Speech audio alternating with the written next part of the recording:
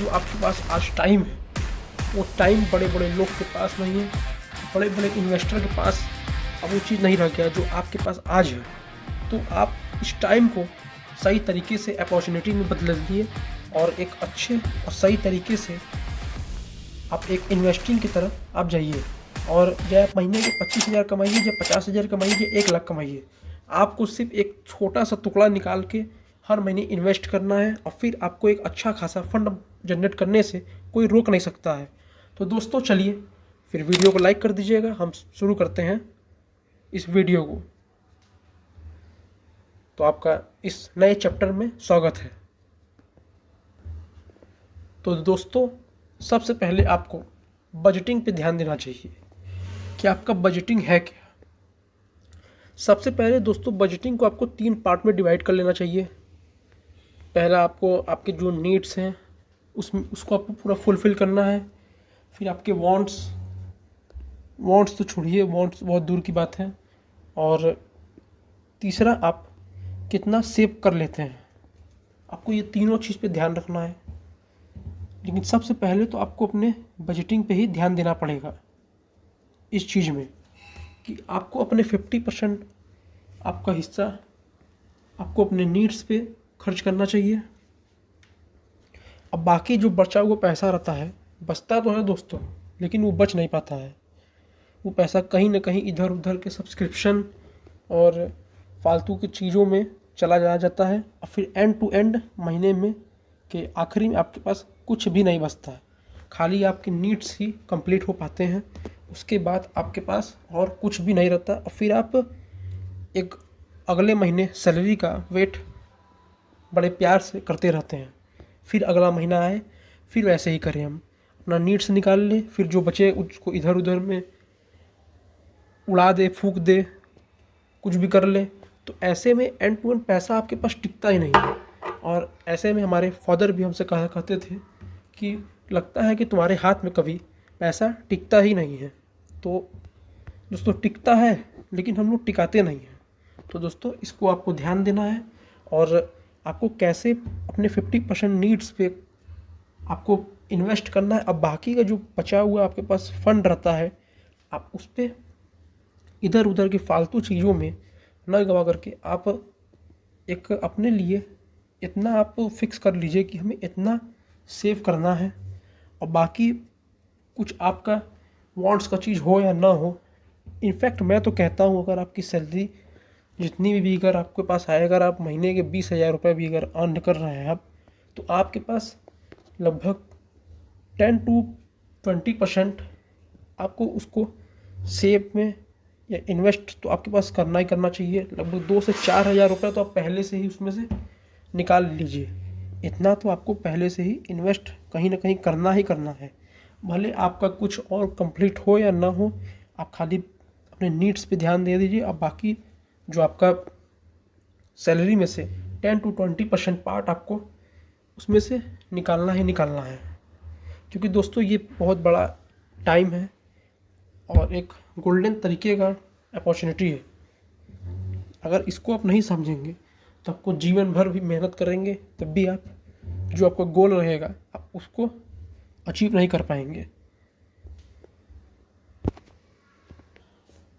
लेकिन दोस्तों आपके पास आपके बजटिंग के लिए और आपके पास इमरजेंसी फंड के लिए भी एक बिल्ड करने की स्ट्रेटजी में बता दे रहा हूँ। अगर आपका सैलरी 20,000 रुपीज़ है तो आपके पास लगभग 10,000 इंटू 3 या 4, अगर लगभग 3 से 4 मंथ का सैलरी अपने पास एक रख लीजिए, लगभग 35 से 40 हज़ार रुपये, जिससे आपके पास हमेशा ये रहेगा कि आपको कभी भी कोई अर्जेंट कुछ भी हो गया, कुछ भी अर्जेंट हेल्थ इशू हो गया, अर्जेंट ट्रैवल करना है, अर्जेंट कुछ भी करना है, तो आपके पास किसी से मांगने की ज़रूरत आपको नहीं पड़ेगी, क्योंकि आपके पास एक इमरजेंसी फंड तैयार है। और लेकिन दोस्तों बाकी जो 20% आपका है सेविंग की मैं बात करता हूँ, चाहे आपकी सैलरी 20,000 हो, चाहे 2 लाख रुपये हो, जो 1 लाख रुपये हो, आपको 20% अपनी सेविंग पे ज़रूर ध्यान देना चाहिए। अब 20% सेविंग कहाँ करना है मैं आपको वीडियो के आगे पार्ट में बताऊंगा कि आपको 20,000 रुपये कैसे और कहाँ कहाँ इन्वेस्ट करने हैं। दोस्तों फिर हमारा दूसरा सबसे बड़ा चीज़ होता है हाउ टू बजट। हम बजट कैसे बना सकते हैं। दोस्तों देखिए, बजट बनाने के लिए आपके पास आपके सारे खर्चों की जानकारी आपको रहनी चाहिए कि आपके पास क्या खर्चे हो रहे हैं, किस तरह के खर्चे हैं और कहाँ कहाँ खर्च कर रहे हैं आप। और ये जानकारी बहुत सारे लोगों के पास नहीं रहती है। लगभग मैं आपको बता दूं, लगभग 100 में से जो, जैसे अगर 100 कोई कॉर्पोरेट जॉब कर रहा है तो 100 में से 85-90 के पास तो होगी ही नहीं कि वो एक्सपेंस कर कहाँ रहा है, किस पे कर रहा है, सही चीज़ पे कर रहा है, गलत चीज़ पे कर रहा है। उसको खाली ये रहता है कि सैलरी आए बस। अब फिर मैं उसके बाद सैलरी के लिए मैं काम करता था, फिर मैं कुछ दिन मज़ा लूँगा उस पैसे का, और फिर मैं एंड टू एंड फिर मैं सैलरी के लिए ही काम करता लगा रहूँगा। तो उसका बेसिक तो ये है ही। लेकिन दोस्तों सबसे बड़ा चीज़ होता है, जैसे हम लोग के फादर लोग अपना एक्सपेंस को एक डायरी में लिखते थे, तो पहले मैं सोचता था कि ये डायरी में क्यों लिख रहे हैं, फालतू इतना झंझट कौन करे। लेकिन दोस्तों एंड टू एंड मुझे मालूम चला कि अगर आप कुछ भी महीने का अर्न कर रहे हैं और आपको नीड्स के बारे में आपको पता है, हमारा ये नीड्स है, हमें इतना आटा चाहिए, हमें इतना सब्जी चाहिए, हमें इतना दूध चाहिए, तो वो सब के खर्चे भी हमको एक डायरी में लिखने पड़ेंगे। इतना हमें रेंट देना है, इतना हमें हमारा इंश्योरेंस है, हमारा इतना ईएमआई जानी है, और एंड टू एंड ईएमआई तो भी बचा ही है, ईएमआई भी जानी है। तो इसलिए आपको एक डायरी में मंथ के सारे खर्चों को लिखना सबसे बड़ा एक रूल होता है, अगर आपको बजटिंग करना है तो। और दोस्तों फिर मैं आपको ले चलता हूँ म्यूचुअल फंड्स, जहाँ पे लोग इन्वेस्ट करते हैं और एक डिसेंट, या फिर मैं कहूँ एक एवरेज का भी रिटर्न निकाल सकते हैं।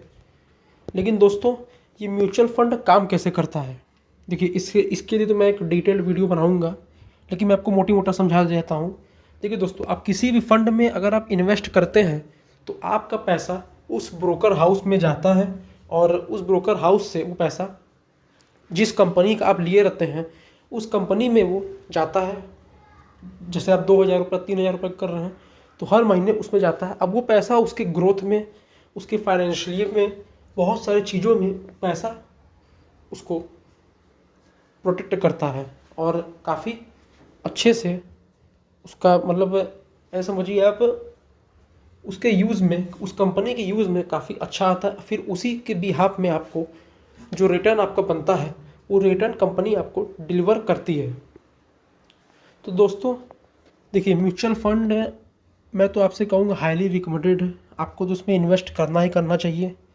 लेकिन दोस्तों किस फंड में आपको इन्वेस्ट करना चाहिए लॉन्ग टर्म के लिए। अगर दोस्तों आप अर्ली में अगर आप चालू कर रहे हैं, आप अगर 2025 में अगर आपका उम्र 20 या फिर 21 है, तो आप ऐसे मान चलिए आपके पास तो रिस्क लेने की एपेटाइट भी काफ़ी ज़्यादा होगा। तो दोस्तों आपके पास, मैं आपको बता दूं, आपको फ्लैक्सी कैप फंड्स में भी आपको देखना चाहिए, और आपको स्मॉल कैप फंड्स में भी आपको इन्वेस्टमेंट के लिए सोचना चाहिए।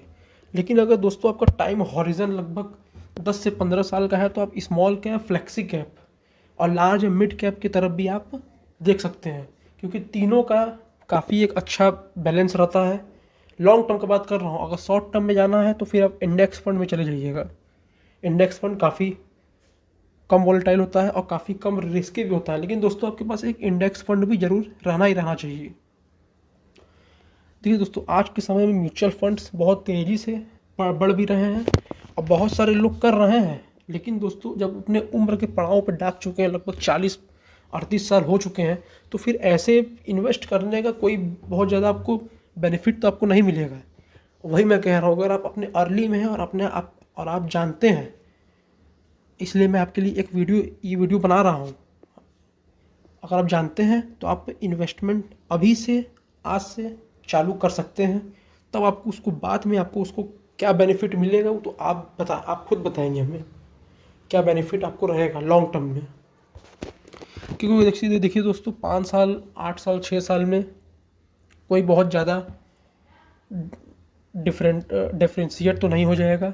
जो भी आपको होगा लगभग आपका टाइम हॉरिजन 10 to 15 ईयर्स तक रहेगा। तब आपको रिटर्न देखिएगा, तो आपको मैं दिखाऊंगा कंपाउंडिंग का पावर इसमें होता क्या है, कंपाउंडिंग कैसे वर्क करता है। तब आपको देखने को मिलेगा अच्छे से।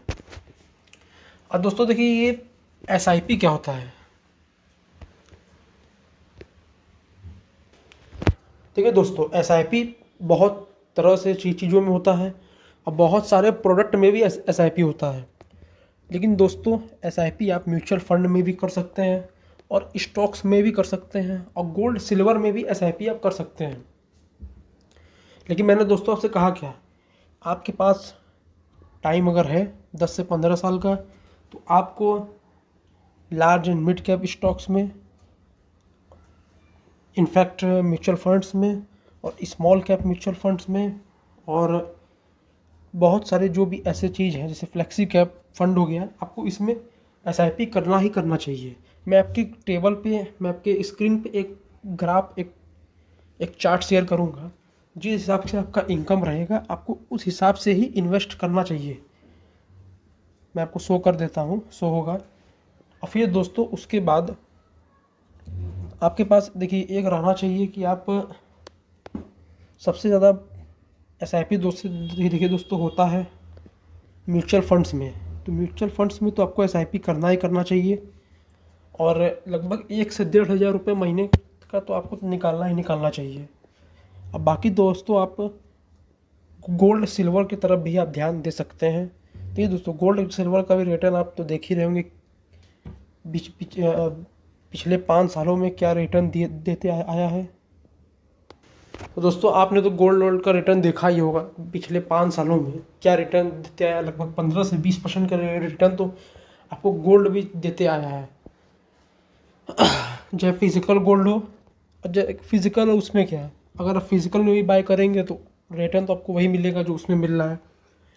लेकिन दोस्तों को गोल्ड सिल्वर के का भी आपको रखना चाहिए और उसमें भी आपको कुछ पार्ट ऑफ इनकम को अपने इन्वेस्ट करना चाहिए। क्योंकि देखिए सिल्वर और गोल्ड क्या है दोस्तों, एक प्रीसियस मेटल है। ये दिन पर दिन इनकी वैल्यू अप्रिशिएट होती रहेगी, ना कि डेप्रिशिएट।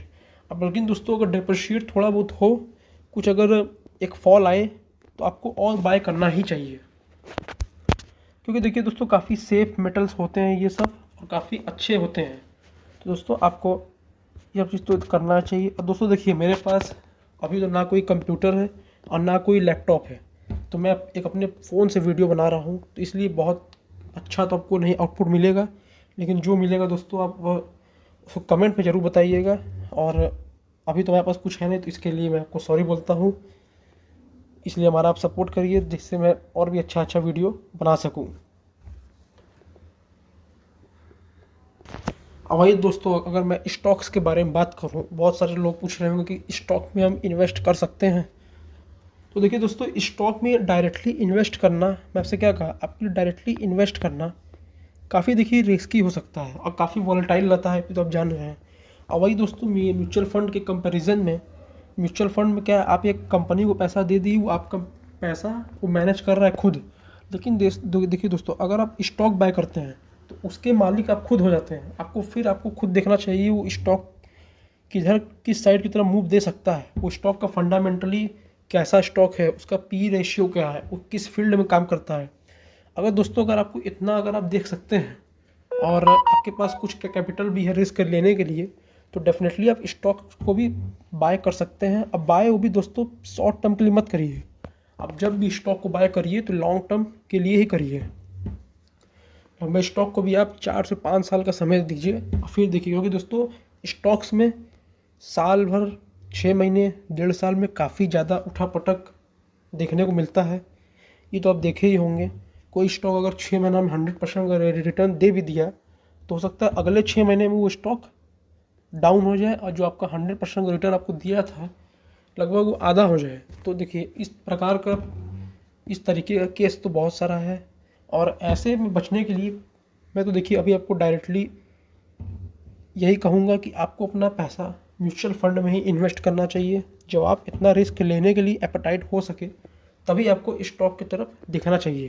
क्योंकि स्टॉक देखिए काफ़ी एक रिस्की प्रकार का प्रोडक्ट होता है और बाज़ार में ढेरों स्टॉक्स हैं। तो आप कुछ स्टॉक को आप बाय कर सकते हैं, जैसे इन्फोसिस को आप बाय कर सकते हैं। इन्फोसिस हो गया और भी अच्छे स्टॉक जो ब्लू चिप स्टॉक्स हैं, लार्ज कैप स्टॉक्स, आप उन्हीं को ही बाय करिए आप।